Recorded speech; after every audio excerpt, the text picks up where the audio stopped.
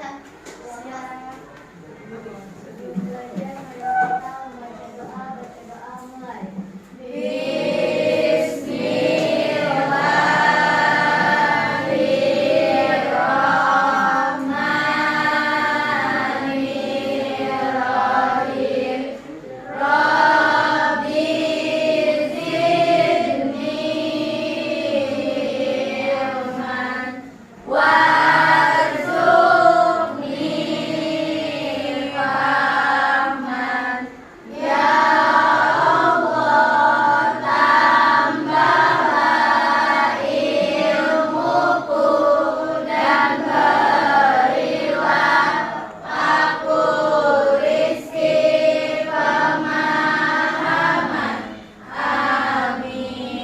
Memberi salam.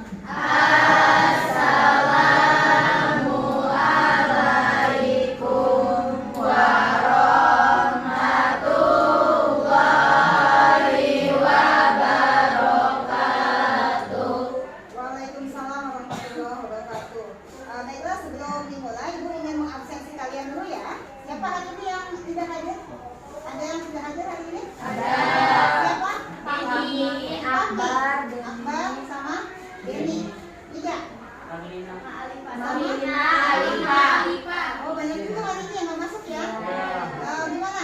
Semuanya alfa atau sakit atau bagaimana? Sakit apa? Sakit kan? Alfa. Dan kita doakan kalau yang sakit semoga cepat disembuhkan ya. Kalau yang alfa semoga Allah memberikan hidayah supaya dia tidak melakukan hal yang sama ya. Oke? Baiklah, itu sudah Ibu absen hari ini. Baiklah anak-anak. Sebelum Ibu menyampaikan pembelajaran kali ini ya, kita masih akan belajar mengenai menyusun cerita inspiratif. Dan di sini apa yang akan kita dapatkan pada hari ini, pembelajaran yang kita akan dapatkan hari ini adalah di sini ada tujuan pembelajarannya, bisa kalian lihat juga ya di sini ya. Di sini, jadi hari ini Ibu harapkan dalam proses pembelajaran ini kamu itu adalah melalui kegiatan diskusi yang akan kita lakukan, maka kalian itu diharapkan dapat mengidentifikasi isi ungkapan, simpati, empati, dan perasaan pribadi dari teks yang kalian baca dan nanti kalian juga dengar. Kemudian kalian juga bisa menanggapi isi ungkapan, simpati, kepedulian, empati, dan perasaan pribadi terhadap teks inspirasi yang akan kamu dengarkan dan juga kamu bacakan.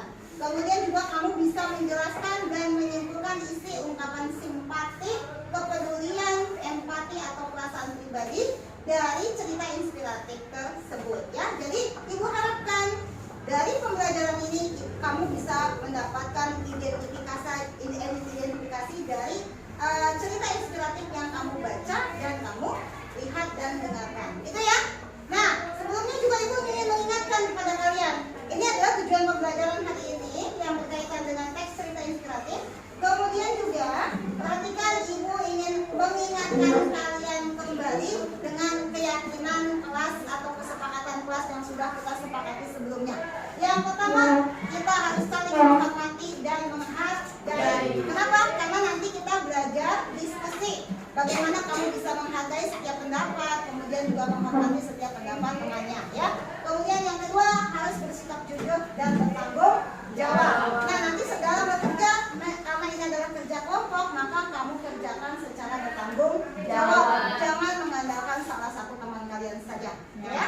Kemudian yang ketiga, menjaga ketertiban dan kesopanan. Tolong jaga sopan santun kalian ketika di dalam kelas. Kemudian yang keempat, mendengarkan dengan penuh perhatian. Jadi apa yang Ibu sampaikan, dengarkanlah dengan baik. Begitu juga dengan ketika teman kamu menyampaikan, kamu dengarkan dengan baik. Kemudian yang kelima adalah menjaga kebersihan. Lihat di sekitar kalian sudah bersihkah? Ada yang belum dan ada yang sudah, berarti yang belum tidak punya kesadaran diri. Ya, itu adalah keyakinan yang sudah kita sepakati dan kalian harus jalankan, itu ya. Nah, pada pertemuan yang lalu kita membahas mengenai cerita inspiratif, ya kan? Masih ingat apa itu cerita inspiratif? Apa? Siapa? Asih bisa tahu apa sih? Kamu apa? memberikan pesan moral kepada pembaca dan dapat diterapkan dalam kehidupan sehari-hari. Nah, cerita yang berisikan kisah. Jadi yang namanya inspirasi itu adalah kita bisa mendapatkan sesuatu dari orang tersebut. Bahkan kita punya keyakinan ingin apa? Ingin mengikuti jejak orang tersebut. Nah, pada pertemuan sebelumnya Ibu kan sudah melakukan tes diagnostik dari gaya belajar kalian. Di sini kan ada kelompok yang audio, ada yang visual, juga ada yang kinestetik. Sudah tahu kan masing-masing? Sudah sesuai dengan kelompoknya? Nah, bagi yang audio visual, Ibu akan menayangkan sebuah cerita inspiratif melalui tayangan video tersebut. Kemudian bagi yang kinestetik, Ibu akan bagikan teks cerita inspiratif. Oke? Kita mulai dengan yang video dulu ya. Yang video dulu. Kelompok 1 mana? Kelompok 1? Kelompok 2? Kelompok 3? Kelompok 4? Kelompok 5? Kelompok 4, 5, dan 6 adalah yang audio visual. Bisa kita mulai? Bisa. Ini sambil jalan ya Ibu membagikan untuk yang teksnya. Oke, kita mulai ya.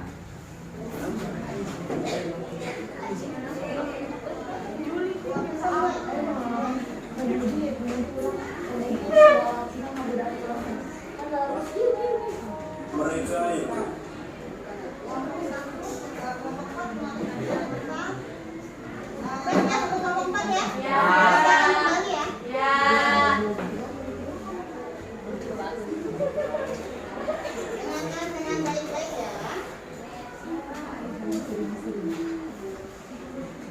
bahagia adalah yang mampu mengubah masalah menjadi hikmah. Surat apapun bebanmu, percayalah bahwa semua itu akan melebihi batas kemampuan. Oke saudara, ada cerita menarik yang akan meningkatkan energimu dan menguatkan mentalmu setelah yang satu ini. Tantangan dan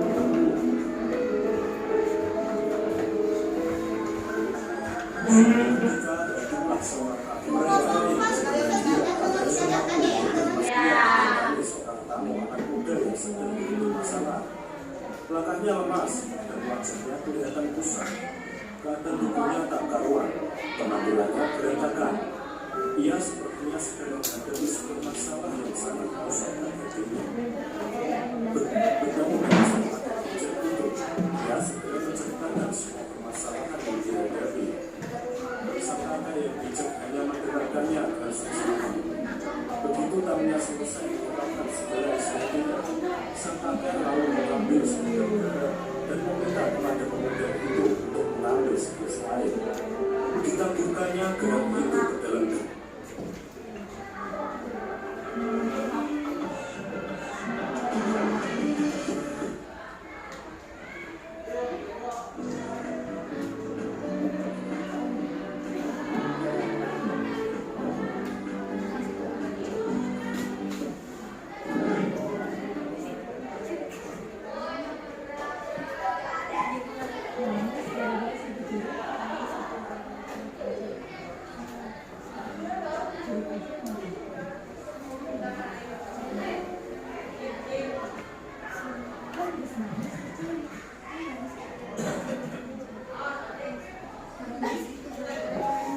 Mereka yang berbahagia adalah ini tujuh tanda sangat tidak ya jawab sang muda dengan bijak. Sang tamu tidak sedikit menunjukkan aksinya. Ia menepuk-nepuk pundak si pemuda itu dan mengajaknya untuk berhadapan-hadapan dengan gaya posisi bersinar di samping telaga. Anak muda, dengarkanlah ucapanku. Pahitnya kehidupan yang engkau rasakan saat ini adalah seperti segenggam garam. Jumlah dan rasa pahit itu sama dan memang akan tetap sama. Tetapi kepahitan yang kita rasakan sangat tergantung dari wadah yang kita miliki. Ingat itu anak muda, kepahitan yang kita rasakan sangat tergantung dari wadah yang kita miliki. Kepahitan itu tergantung dari perasaan tempat kita meletakkan sekarang.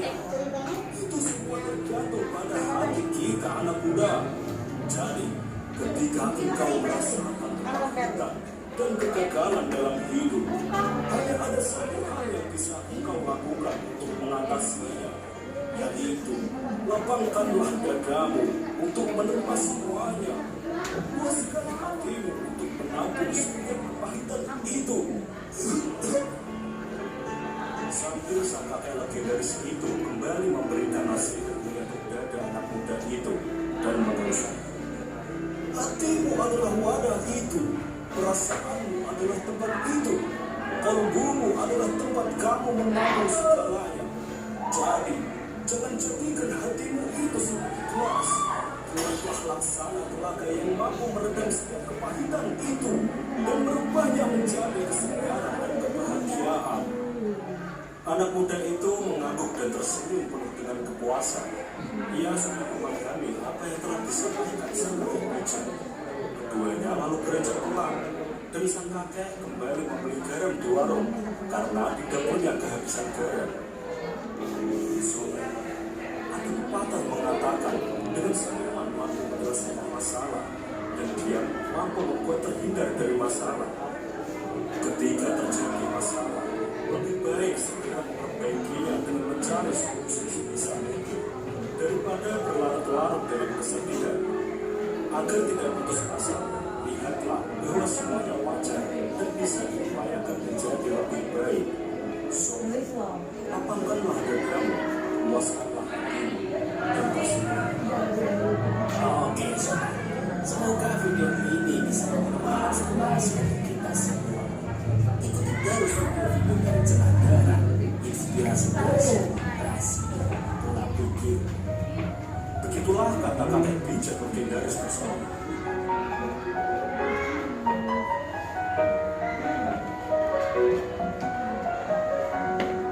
Sudah ya? Itu untuk kelompok yang 4. Untuk yang kinestetik tadi teksnya sudah dibagikan ya. Silakan kalian baca, kemudian dianalisis dan diidentifikasi. Silakan kalian kerjakan sesuai dengan lembar kerja yang tadi sudah dibagikan ya. Siap ya? Sekarang kalian kelompok 5.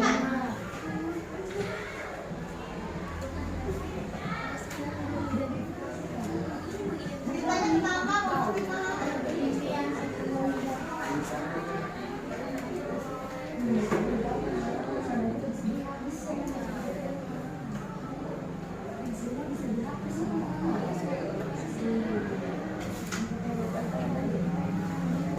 Dia selalu berpikir betapa senangnya jika di kantong ada uang sebanyak 2.000 dolar. Pada setiap hari, pengemis ini tanpa sengaja melihat seekor anjing kecil yang lucu sedang tersesat. Kelompok yang kinestetik silakan baca Pengemis ini teksnya. melihat ke sekelilingnya dan tidak ada Kemudian seorang pun. identifikasikan sesuai dengan Maka soal ia yang sudah membawa diberikan. anjing kecil ini pulang ke hidupnya, kemudian mengikatnya di sana. Rupanya pemilik anjing itu adalah orang terkaya di kotanya. Si pemilik anjing menjadi sangat panik karena anjing itu adalah anjing ras yang sangat terkenal dan hanya orang-orang tertentu yang memilikinya. Lalu pemilik anjing yang kaya raya itu membuat pengumuman di seluruh stasiun TV yang ada di kota bahwa ia akan memberi uang 2.000 dolar bagi siapa saja yang menemukan anjingnya. Keesokan harinya si pengemis mendengar kabar tersebut. Kemudian dengan lari tergesa-gesa, ia pulang ke kebunnya dan mengambil anjing tersebut untuk dibawa ke stasiun TV. Ketika di tengah perjalanan, ia mendengar kabar bahwa hadiah telah dinaikkan menjadi 3.000 dolar. Pengemis ini hampir tidak percaya dengan apa yang didengarnya. Langkah kakinya tiba-tiba berhenti. Setelah berpikir kembali, akhirnya anjing itu dibawa pulang lagi dengan harapan hadiah semakin hari akan semakin meningkat menjadi lebih banyak. Setelah hari ketiga, benar sekali, hadiahnya bertambah lagi menjadi 5.000 dolar. Dan hari keempat hadiah berlipat ganda menjadi 10.000 dolar. Setelah hari ketujuh, jumlah hadiahnya sudah sangat besar dan menakutkan seluruh penduduk kota.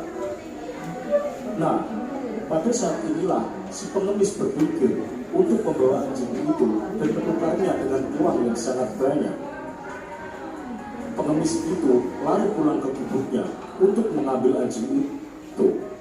Akan tetapi di luar dugaan, anjing yang diikatnya ternyata mati karena kurang perawatan dan makanan. Akhirnya si pengemis pun gagal menjadi orang kaya dan ia tetap menjadi pengemis.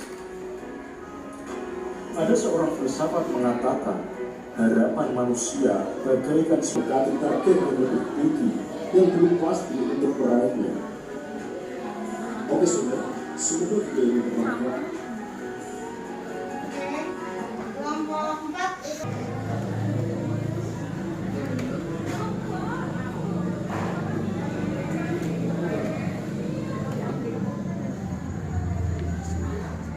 Sudah jatuh tertimpa tangga pula.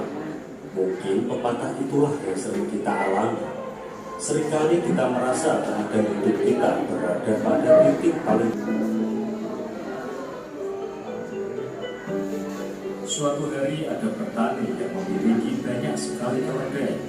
Suatu ketika salah satu keledai terjatuh ke dalam sumur tua yang dalam dan gelap. Keledai itu merasa ketakutan orang yang mendengarnya. Akhirnya datanglah si petani pemilik keledai. Namun apa yang terjadi? Tiba-tiba si petani mengambil sekop dan berniat menutup sumur dengan menimbunnya dengan tanah.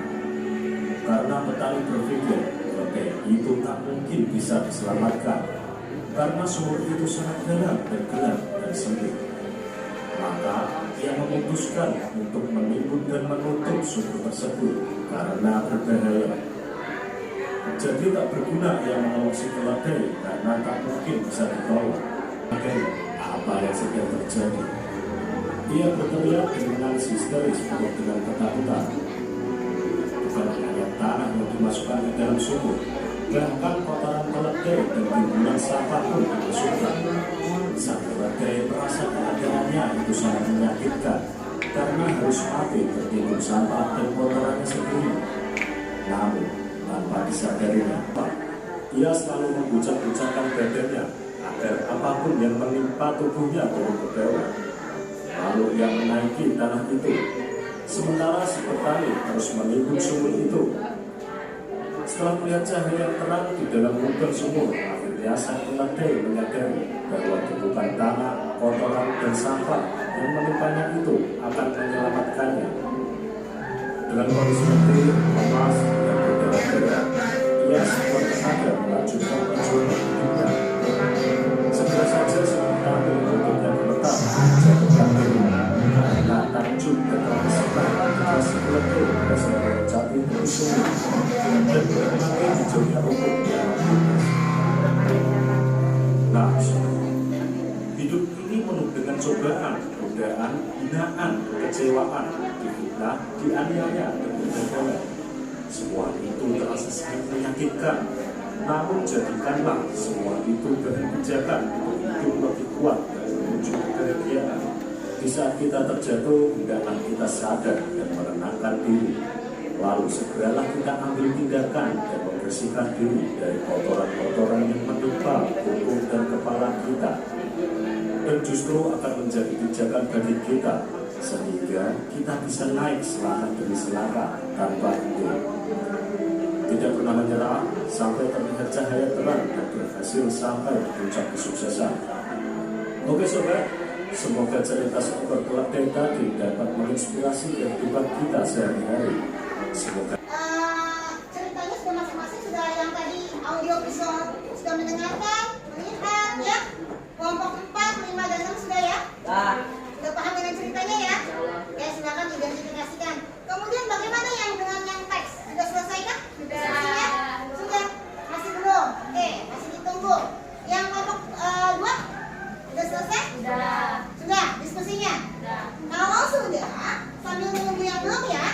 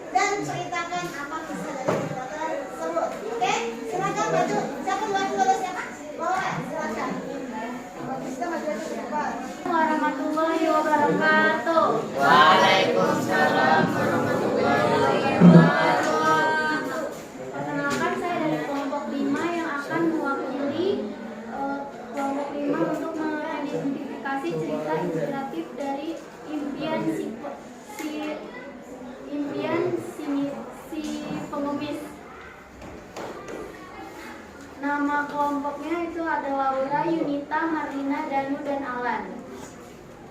Yang pertama, kesan apa yang kamu dapatkan setelah membaca dan mendengar cerita tersebut?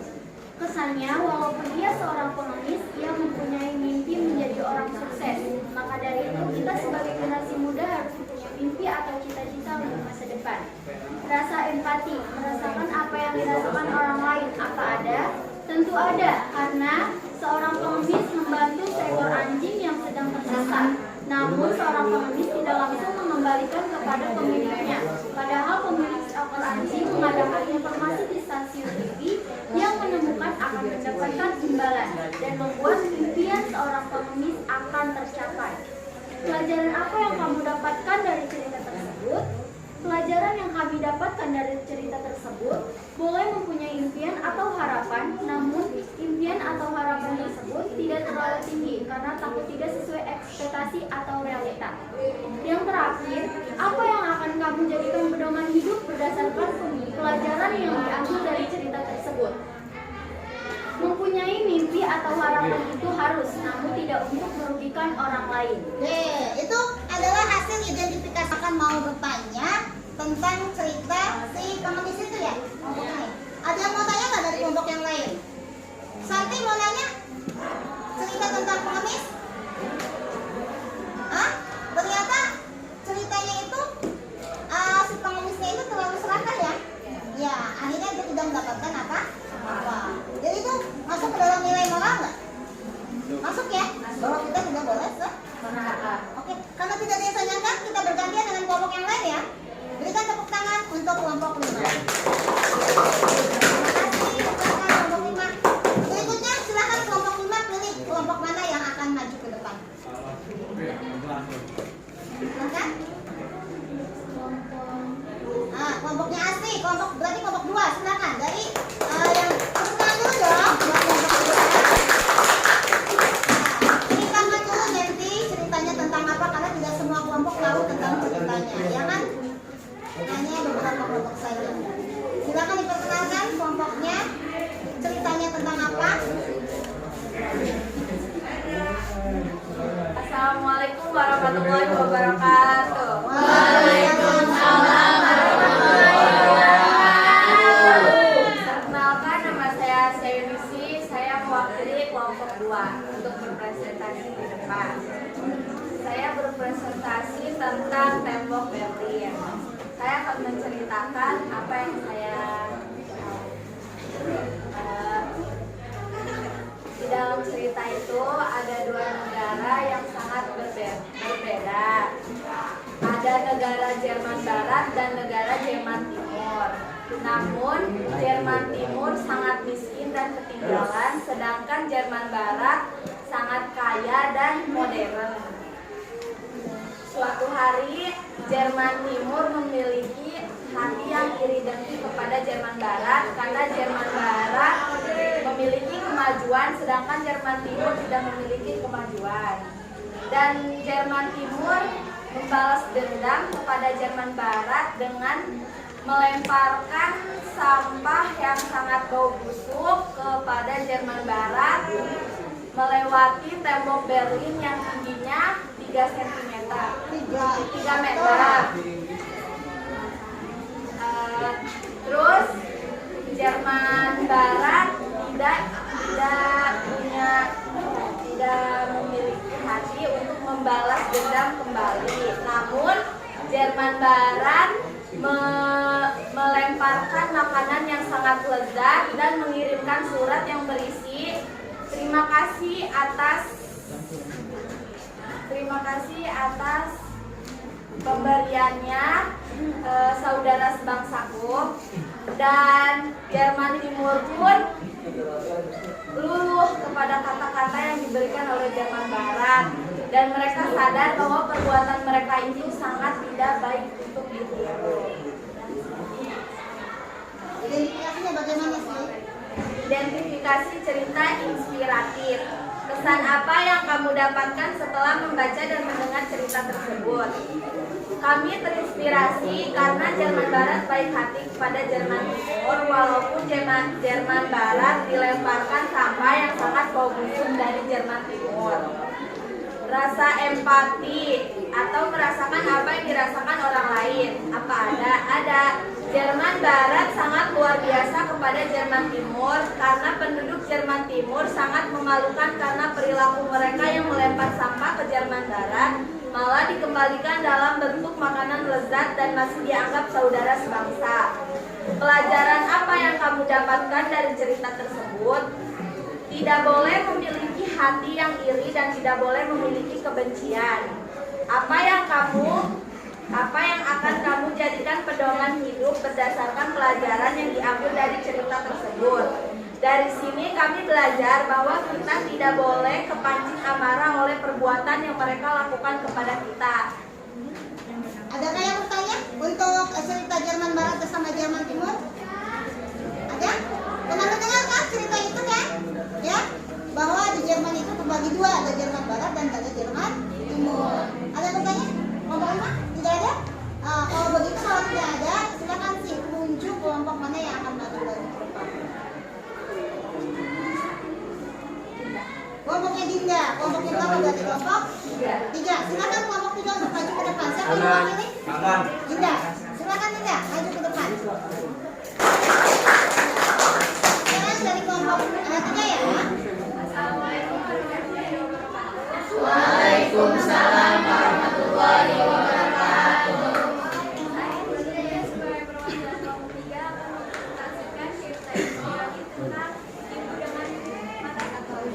Jadi ada seorang anak yang punya ibu dengan satu mata.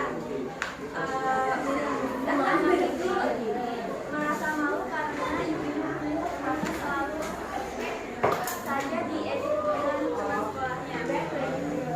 Anak itu dari sang ibu sampai anak itu keluar kota untuk menempuh hidup baru, sampai dia sudah mempunyai anak dan sudah menikah. Setelah itu pada suatu hari ada undangan dari sekolah anaknya. Dia kembali ke kampung halamannya dan saat dia sudah sampai di kampung halamannya, dia lewat di rumah lamanya. Saat bersama ibunya, ternyata ibunya sudah meninggal dan ada satu surat peninggalan dari ibunya. Setelah itu, setelah membaca surat itu, anaknya meneteskan air mata. Dia menyesali apa yang telah dibuat oleh sang anak kepada ibunya. Ibu cukup mewakili ceritanya ya. Cerita anak yang tidak yang malu dengan kondisi orang tuanya. Ini banyak kejadian ini ya di masyarakat ya. Oke, silakan kemudian identifikasikan. Kesan apa yang kamu dapatkan setelah membaca dan mendengar cerita tersebut? Kesannya adalah sang ibu yang selalu mengingat anaknya, menyayangi anaknya, dan selalu sabar menghadapi sikap anaknya karena sang anak tidak menginginkan sang ibu berada di kehidupannya. Rasa empati, merasakan apa yang dirasakan orang lain apa ada? Ada, yaitu setelah membaca tentang hidupnya, ibu meneteskan air matanya dan menyesali perbuatannya. Anak itu tidak pernah bersikap baik kepada ibunya, bahkan juga menghilangkan sang ibu dari kehidupannya. Pelajaran apa yang kamu dapatkan dari cerita tersebut? Jangan pernah kita menyakiti perasaan orang tua, karena kita tidak pernah tahu apa saja yang telah dilakukan oleh orang tua kita sehingga kita bisa menjadi seperti sekarang. Apa yang akan kamu jadikan pedoman hidup berdasarkan pelajaran yang diambil dari cerita tersebut? Kita sebagai anak harus berbakti, hormat, dan patuh kepada orang tua kita, dan jangan memandang bagaimana keadaan orang tua kita. Kita harus menyukuri apa yang sudah diberikan orang tua kepada kita, karena bagaimanapun orang tua sudah memberikan yang terbaik kepada anaknya. Ada yang mau bertanya ini cerita tentang judulnya apa? Ibu dengan mata satu. Kalau kamu pengen tahu kenapa ibunya matanya satu? Karena matanya itu digantungkan kepada anaknya. Tapi ternyata anaknya itu tidak suka dengan keadaan orang tuanya. Tapi terkadang dalam kehidupan nyata banyak gak anak yang tidak suka dengan keadaan orang tuanya? Banyak. Anaknya berjalan sama orang tuanya banyak kan? Nah ternyata cerita inspiratif itu memang diambil dari kehidupan nyata gitu loh ya. Ada yang bertanya tidak? Nih, terutama anak-anak nih yang suka durhaka sama orang tuanya, siapa di antara kalian? Gitu ya. Ada yang nanya? Tidak ada yang bertanya? Oke, kita sebutkan, silakan ditutup. Dinda. Ini presentasi dari saya. Assalamualaikum warahmatullahi wabarakatuh. Tepuk tangan buat komik juga. Oke, silakan tunjuk Dinda.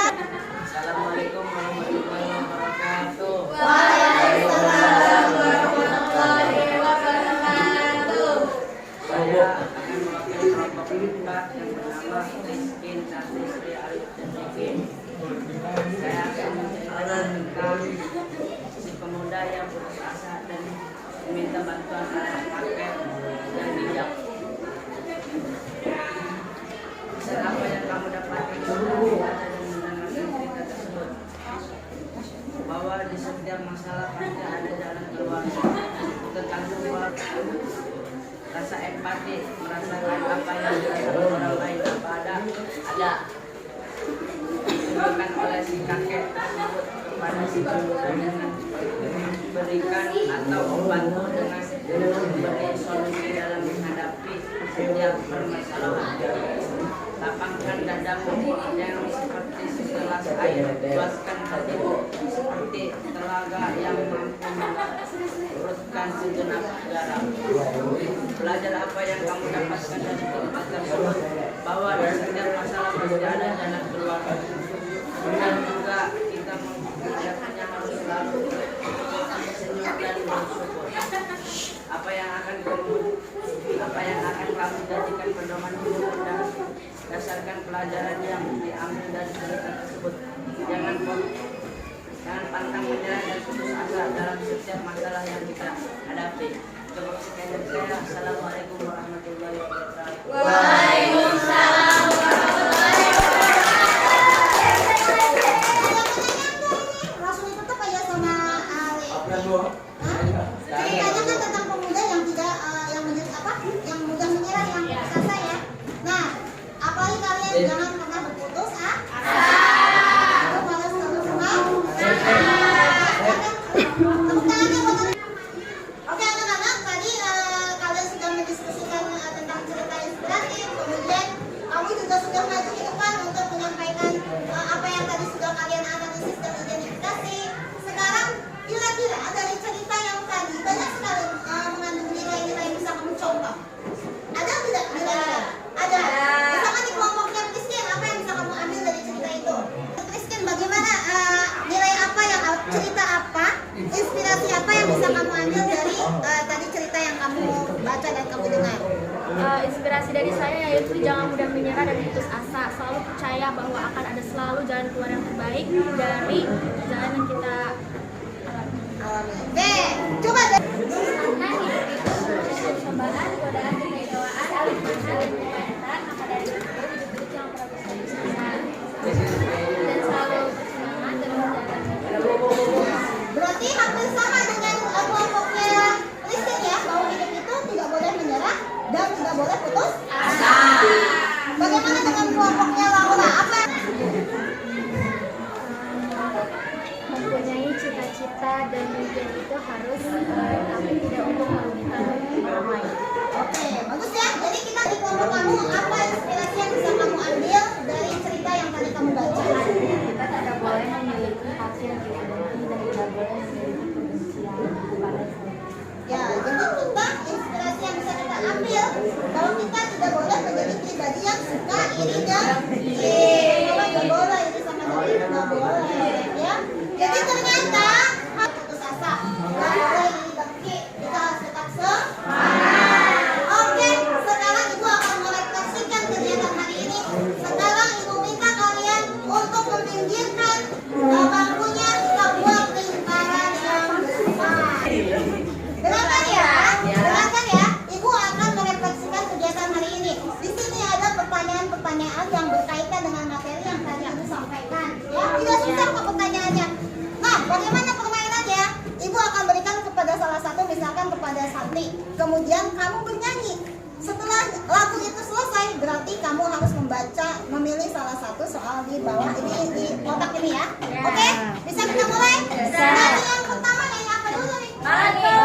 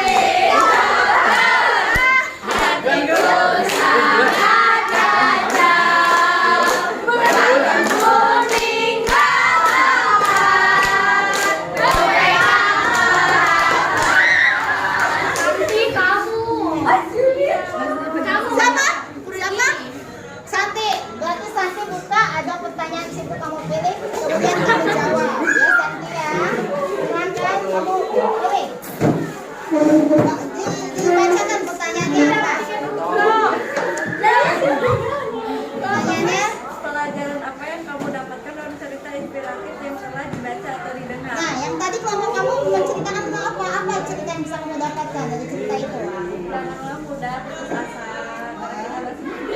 Nah, katanya nggak boleh putus asa dalam ceritanya ya, karena kita masih muda. Ya, kita masih muda ya, sama seperti kamu. Oke, kita mulai lagi berarti dari Santi ya. Sini San. Oke, mau lagu apa? Cicak. Cicak. Oke. Cicak mulai. aja lo ya. 1, 2, 3. Cicak, cicak, cicing, diam-diam merayap, datang seekor nyamuk.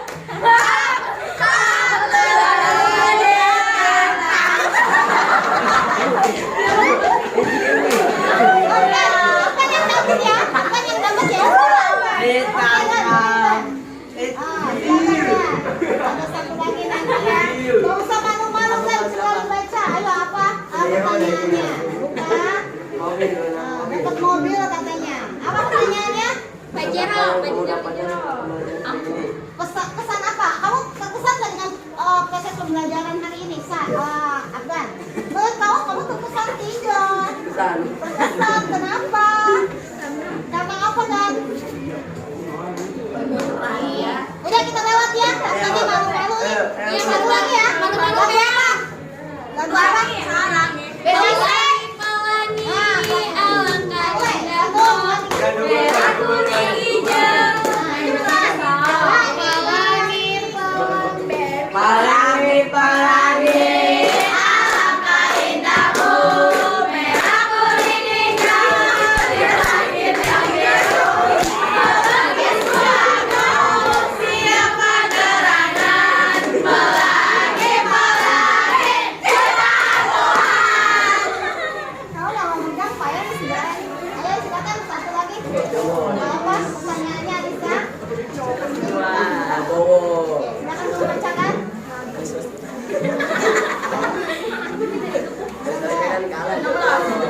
Pertanyaannya adalah apa itu cerita inspiratif? Cerita yang mengisahkan tokoh-tokoh yang memberikan inspirasi. Oke, itu ya. Jadi anak-anak, ternyata pembelajaran kali ini banyak sekali memberikan pembelajaran bentuk hidup kita. Kita diajarkan untuk bersimpati dan berempati. Sudah